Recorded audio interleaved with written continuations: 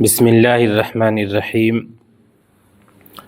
آئیں قرآن سیکھیں پروگرام کا آج چھٹا ہفتہ ہے۔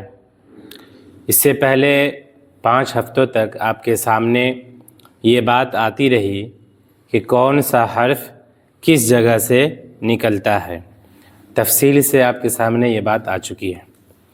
آپ کے سامنے یہ بات بھی آئی تھی کہ قرآن مجید کو آپ صلی اللہ علیہ وسلم نے جس طریقے سے پڑھا ہے، جس طرز میں پڑھا ہے، اسی طریقے سے قرآن مجید پڑھنا یہ تجوید کہلاتا ہے۔ آپ صلی اللہ علیہ وسلم نے قرآن مجید کو جس طرح سے پڑھا ہے اسی طرح سے پڑھنا یہ تجوید کہلاتا ہے۔ اسی کو لوگوں نے اس طرح سے سمجھایا ہے کہ حروف کو مخرج اور صفت کی رعایت کرتے ہوئے پڑھنا تجوید کہلاتا ہے۔ آج سے آپ کے سامنے بہت اہم باتیں آنے والی ہے اور وہ انشاءاللہ آپ کو یاد بھی رہیں گی، آسان بھی ہے۔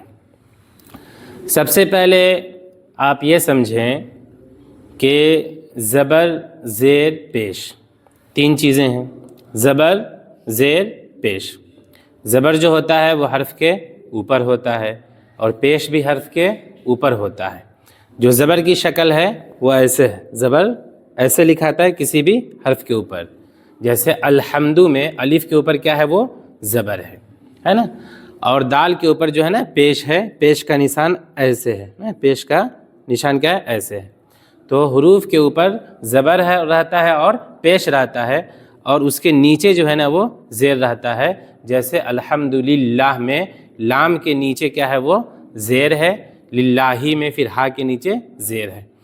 تو جو زبر، زیر، پیش یہ جو 3 چیزیں ہیں، ان 3 چیزوں کو ملا کر کے حرکت کہا جاتا ہے۔ ان تینوں کو ملاتے ہیں تو حرکت کہا جاتا ہے۔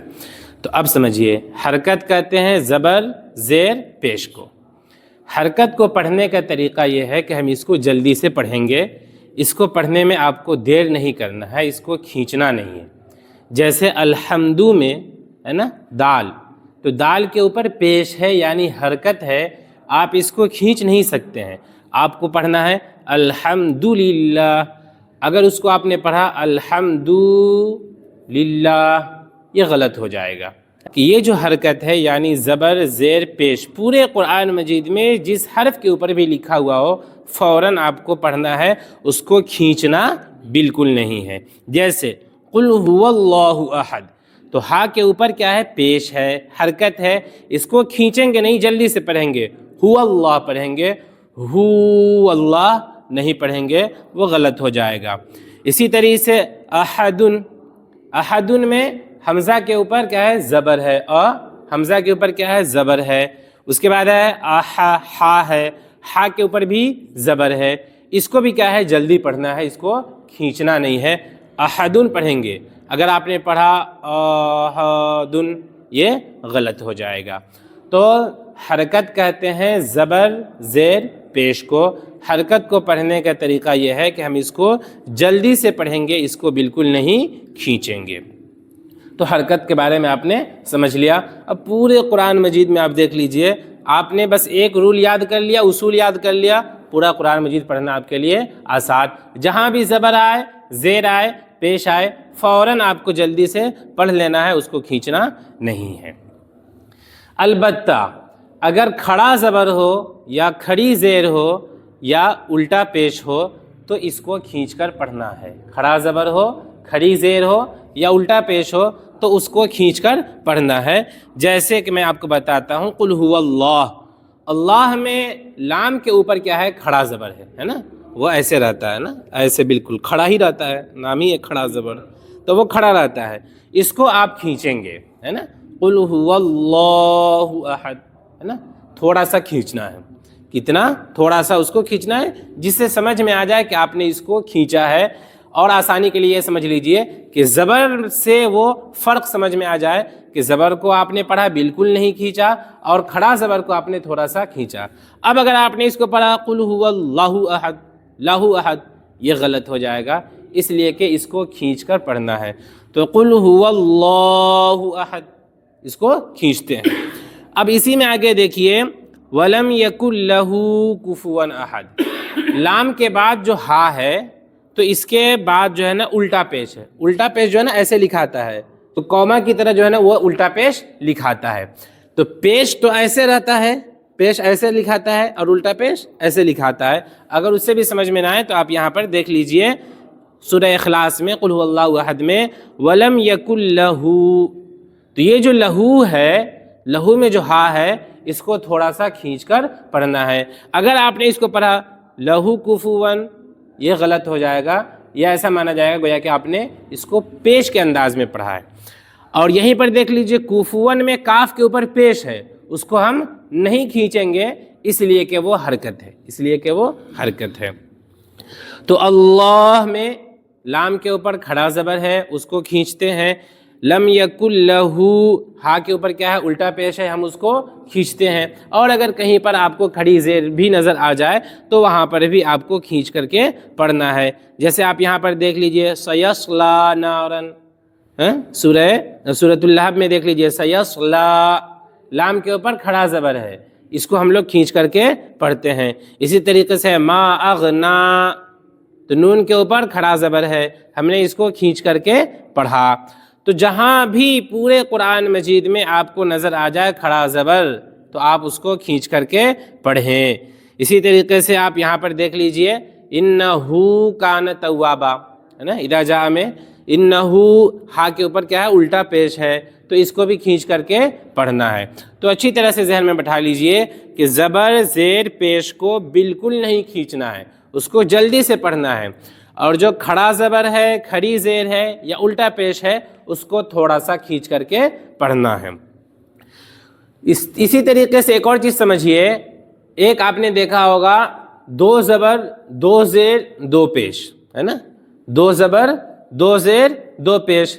زبر آپ نے سمجھ لیجیے وہی دو مرتبہ جب ہو جاتا ہے تو وہ دو زبر ہے. زیر آپ نے سمجھ لیا حرف کے نیچے رہتا ہے, اسی کو جب آپ نے دو مرتبہ لکھ دیا تو وہ دو زیر ہے. پیش کو آپ نے, میں نے سمجھا ہی دیا کہ الحمدو میں دال کے اوپر پیش ہے, اس کو آپ نے دو مرتبہ لکھ دیا تو وہ دو پیش ہو گیا. تو دو زبر دو زیر دو پیش, یہ جہاں بھی آپ کو نظر آ جائے تو اس کو پڑھنا ہے جس طرح سے آپ نون ساکن کو پڑھتے ہیں, جس طرح سے آپ نون ساکن کو پڑھتے ہیں. دو زبر دو زیر دو پیش, اس کا نام تنوین ہے.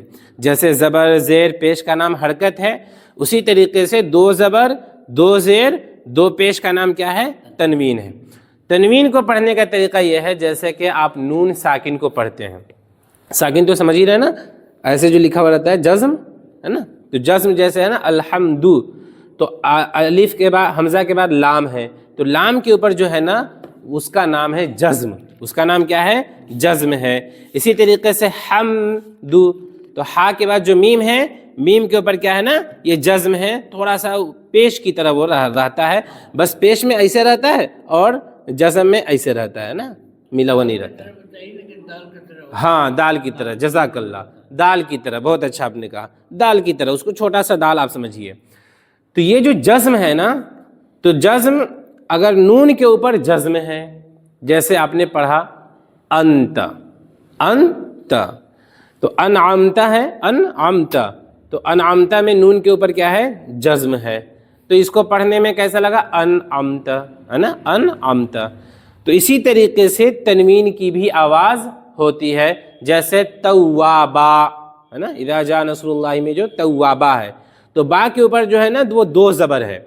اب اگر ہم اس کو ملا کر کے پڑھیں گے تو ہم پڑھیں گے توابن, اس کو کیا پڑھیں گے, بولیے بولیے گا تو سمجھ میں آئے گا, توابن. لیکن چونکہ ہم وہاں پر سانس توڑتے ہیں اس لیے ہم اس کو توابا پڑھتے ہیں, وہ قاعدہ الگ بتایا جائے گا. ابھی ہم یہاں پر یہی سمجھے کہ اگر ہم اس پر سانس نہیں توڑتے تو ہم اس کو ایسے پڑھتے توابن, اس لیے کہ اس کے اوپر دو زبر ہے. تو تنوین یعنی دو زبر دو زیر دو پیش, ان تینوں کو تنوین کہتے ہیں. اس کی آواز اسی طرح سے نکلتی ہے جس طرح سے نون ساکن کی آواز نکلتی ہے. جیسے آپ ایسے پڑھیں حمزہ نون زبر ان, عین میم زبر عم, تا زبر تا, انعمت, تو حمزہ نون زبر ان بھی ان ہی ہوا, اور حمزہ دو زبر ان, دیکھ لیا آپ نے, حمزہ دو زبر ان, اس کو بھی ویسا ہی پڑھا, اور آپ نے حمزہ نون زبر ان, اس کو بھی آپ نے اسی طرح سے پڑھا ہے. تو جہاں بھی آپ کو دو زبر نظر آئے یا دو زیر نظر آئے، جیسے یہاں پر دیکھ لیجئے آپ، قل هو اللہ احد، یہاں دال کے اوپر کیا ہے؟ دو پیش ہے، تو احد اور دال نون پیش دن، بات برابر ہے، تو اسی لیے کہا گیا کہ اس کو پڑھنے کے لیے آپ یہ سمجھیں کہ جس طرح سے آپ نون ساکن کو پڑھتے ہیں اس طریقے سے آپ کو کیا ہے؟ تنوین کو پڑھنا ہے۔ آخری بات یہ ہے کہ اگر واو سے پہلے پیش ہو، یا سے پہلے اگر زیر ہو، اور الف سے پہلے اگر زبر ہو، ہے نا، حروف مدہ، الف سے پہلے اگر زبر ہے، واو سے پہلے اگر پیش ہے، یا سے پہلے اگر زیر ہے، تو یہ تینوں چیزیں حروف مدہ کہلاتی ہے۔ یہ حروف مدہ پورے قرآن مجید میں جہاں جہاں بھی آپ کو نظر آئے تو آپ اس کو تھوڑا سا کھینچ کر کے پڑھیں گے، جیسے اذا جاء، ہے نا، نصر اللہ، یاد ہے نا؟ تو اذا نہیں یاد ہے تو اس کو یاد کیجئے، میں نے آپ کو پہلے ہی کہا رکھا ہے کہ آپ مجھ سے وقت لیجئے، جس کو جتنا وقت دینا ہو دیں، اور صورتوں کو بھی ساتھ میں رہ کر کے یاد کرنے کی کوشش کریں۔ جو چھوٹی چھوٹی صورتیں ہیں وہ تو آپ یاد کر ہی لیجئے، تاکہ حافظ صاحب کو لقمہ دینے میں آسانی ہو، کم سے کم آپ 30واں پارہ میں تو لقمہ دینے والے بن جائیں، ہے کہ نہیں؟ تو اذا جاء، تو زال کے بعد الف ہے، یعنی الف سے پہلے زال کے اوپر زبر آ گیا، اس کو ہم تھوڑا سا کھینچ کے پڑھیں گے، اذا، ہے نا، جاء، الف سے پہلے جیم کے اوپر زبر آ گیا، اس کو تھوڑا سا کھینچ کر کے پڑھیں گے۔ اگر زبر نہیں رہتا، جیسے اذا رہتا، تو بس جلدی سے ہم پڑھ کر کے گزر جاتے ہیں۔ تو الف، اب جیسے یہاں پر فی جیدہا، تبت یدا میں دیکھ لیجئے، فی جیدہا، یا سے پہلے کیا ہے؟ زیر ہے، یا سے پہلے زیر ہے، تو ہم اس کو کھینچ کر پڑھیں گے، فی، اچھا خود فی میں یا سے پہلے زیر ہے، تو فی جی دیہا، دال کے نیچے چونکہ زیر ہے، حرکت ہے، تو اس کو جلدی سے پڑھیں گے، تو فی جی دیہا، سمجھ میں آئی بات؟ تو جہاں بھی حروف مدہ آئے، حروف مدہ شارٹ کٹ ہے، اور اس کو اگر آپ تفصیل سے جاننا چاہیں تو یعنی الف سے پہلے زبر آ جائے، واو سے پہلے پیش آ جائے، یا سے پہلے زیر آ جائے، تو یہ جہاں بھی آپ کو ملے آپ اس کو تھوڑا سا کھینچ کر پڑھتے ہوئے چلیں۔ بہت اہم چیز ہے، اور یہ میں کہتا ہوں کہ سب سے اہم سبق ہے، سب سے اہم سبق ہے، اب تک جو بھی آئے گا یا جو آ چکا ہے ان میں سب سے اہم سبق یہی ہے، اس لیے بس میں اتنا ہی رہنے دیتا ہوں اور اس کو پھر سے میں سمجھاتا ہوں۔ زبر، زیر، پیش، ان تینوں کا نام ہے حرکت۔ زبر، زیر، پیش، ان تینوں کا نام ہے حرکت۔ حرکت کو جلدی سے پڑھ دینا ہے، حرکت کو متحرک رہ کر کے پڑھنا ہے، متحرک آدمی جلدی جلدی کام کرتا ہے، تو حرکت کو حرکت کے ساتھ پڑھ دینا، یعنی جلدی سے پڑھ دینا ہے۔ سمجھانے کے لیے، جیسے الحمدو میں میم کے دال کے اوپر کیا ہے؟ وہ حرکت ہے، ہم اس کو جلدی سے پڑھیں گے۔ للہ میں ہا کے نیچے حرکت ہے، جلدی سے پڑھیں گے، زیر ہے یعنی حرکت ہے، جلدی سے پڑھیں گے۔ الرحمن الرحیم میں نون کے نیچے حرکت ہے، زیر ہے، جلدی سے پڑھیں گے۔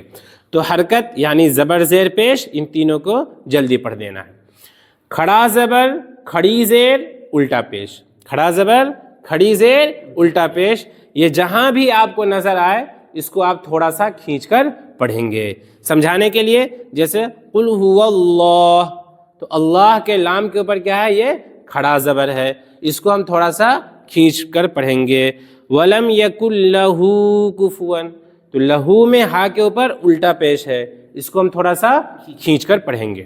اس کے بعد ہے حروف مدہ، یعنی الف جس سے پہلے زبر ہو، واو جس سے پہلے پیش ہو، یا سے پہلے اگر زیر ہو، واو سے پہلے اگر پیش ہو، یا سے پہلے اگر زیر ہو، الف سے پہلے اگر زبر ہو، تو یہ تینوں کہلاتے ہیں حروف مدہ، اور اس کو بھی کیا ہے بھائی صاحب؟